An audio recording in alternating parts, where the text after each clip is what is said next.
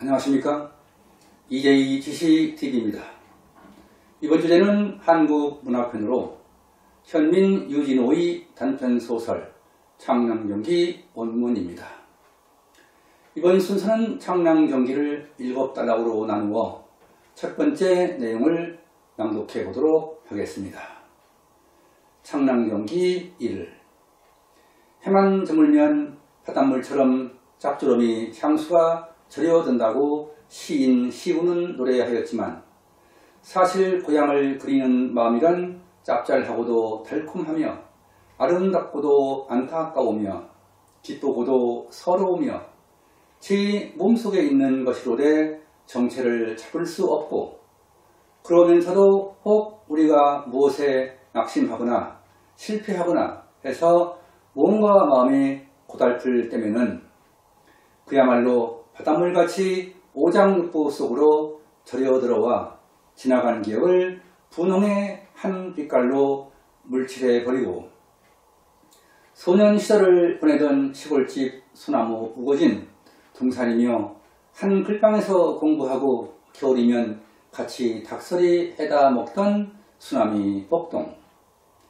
이들이 그리워서 앉도 서도 못하도록 우리의 몸을 달게 만드는 이상한 힘을 가진 감정이다.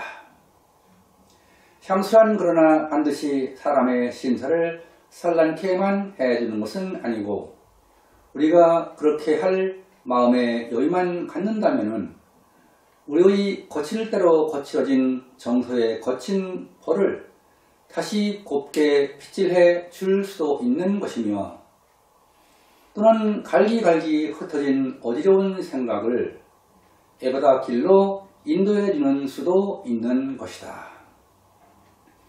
가령 여기 젊어서 청운에 큰 뜻을 품고 말리 타향에 나갔던 사람이 있다 하자 바람비 거친 몇십 년을 지낸 뒤 이마에 주름살이 깊어가고 은빛 흰 머리카락이 나날이 늘어갈 때 달 밝은 어느 밤 그가 고향을 그리는 마음에 이리 뒹굴 저리 뒹굴하며 잠을 이루지 못한다면 언뜻 생각하면 향수한 놈은 사람의 마음을 제리제리하게 좀먹어 들어가는 우수의 사자인 것 같기도 하나 다시 생각하면 그가 젊어서 품었던 청운의 뜻이 뜻대로 이루어지지 못했을 때 또는 처음 뜻대로 이루어졌다 해도 그 소위 청운의 큰 뜻이라는 것이 결국은 인생이라는 것을 분홍빛 베일을 통해서만 볼 줄 알던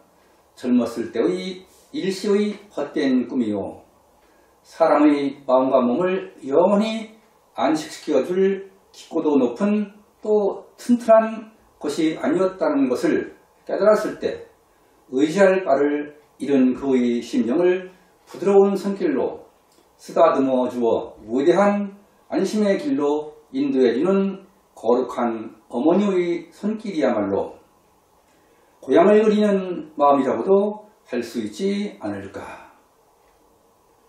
청운의 큰 뜻을 잃은 사람에게나 못 잃은 사람에게나 향수란 다같이 치유의 도착점이 아닐 것인가. 옛날 기거래사의 시인은 새는 날다 고달프면 돌아올 줄 안다고 읊었고 영원의 청춘을 누리던 게테도 31살의 젊음으로써 이미 모든 산봉우리에 휴식이 있느니라고 노래했거니와 이것은 즉 그들이 남다른 직관과 감수력으로 이 향수의 구슬프고도 깊은 의미를 몸으로써 느꼈기 때문이라고 말할 수 있을 것이다. 어린 시절을 경계해 아름다운 시골서 보낸 사람은 이런 의미에서 대단히 행복된 사람이다. 그는 몸이나 마음이 고달플 때마다 찾아 들어갈 따뜻한 어머니의 품속을 가졌기 때문이다.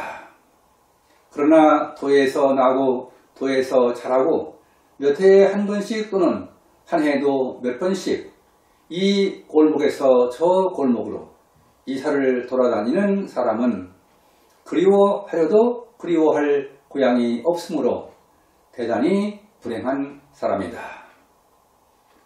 그리워할 고향이 없으면 아무것도 그리워하지 말고 항상 앞날만은 바라보고 나가면 그만 아니냐고 할 사람이 있을지도 모르나 사람의 마음이란 그렇게 꺾으면 부러질 듯이 일상 꼿꼿하게 뻗쳐만 있을 수는 없는 것이니 긴장의 뒤에는 반드시 해이가 오는 것이요 해이는 새로운 큰 긴장의 전주국이라고도 할 수 있는 것이다.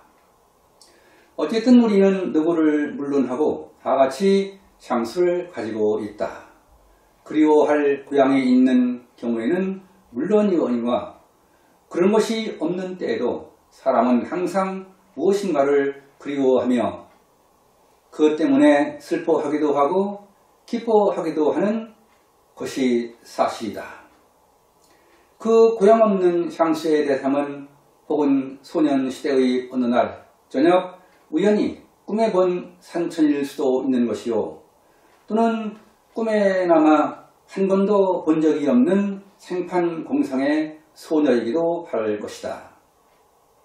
이렇게 말하면 종교가는 네가 말하는 향수란 결국 거룩하신 하느님의 품을 의미하는 것이니 사람은 지혜의 열매를 따먹고 에덴의 동산을 쫓겨 나올 때 벌써 숙명적으로 그런 향수를 지닌 것이라고 할런지도 모르나 종교가가 무엇이라고 하든 간에 사람이란 항상 무엇인가를 그리워하면서만 그의 생존의 의미를 느끼는 것임은 움직일 수 없는 사실이다. 서울서 나서 서울서 자라난 나는 남들과 같이 가끔 가슴을 졸이며 그리워할 아름다운 고향을 갖고 있지 못하다. 내가 나서 3살이 될 때까지 살았었다는 가해동 꼭대기 집은 어느새 흔적도 없이 없어지고 지금은 난 모르는 문화주택이 들어섰을 뿐이다. 그러나 나에게도 내 마음이 고달플 때 그 마음을 가져갈 고향의 기억이 아주 없는 것은 아니니 하나는 6살 때부터 14살 되던 해까지 살던 개동집의 기억이 그것이요 하나는 이곳에 기록하려는 창량령의 기억이 그것이다. 지금까지 유진호의 단편소설 창량령기의 첫 번째 단락의 내용을 알아보았습니다. 다음 해 방송에서는 창량경기의 두 번째 단락의 내용을 알아보도록 하겠습니다. 여러분은 창량경기를 감상하면서 유년 시절의 추억을 떠올릴 수 있는 계기가 되었길 바랍니다. 어릴 적 뛰놀던 그리운 고향의 의미가 독자 여러분과 공유되었길 기대하면서 이제의 지식TV를 마치겠습니다. 감사합니다.